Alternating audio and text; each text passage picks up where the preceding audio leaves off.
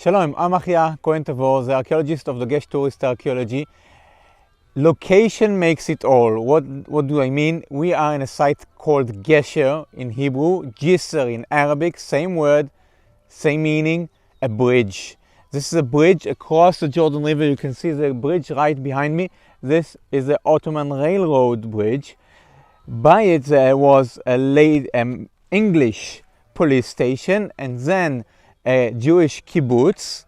Before that there was a Mamluk, 600-700 years old, road and the road post, and a Khan, which is a motel actually. Before that there was a Roman and Byzantine bridge and so on.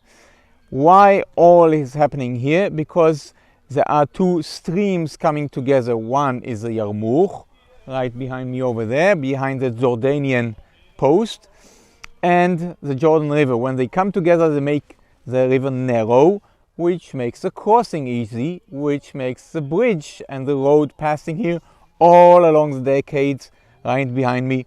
As I said, the location makes it all here at Gesher. And so there's also a very nice restaurant just behind me. It all comes together here. See you in the next episode.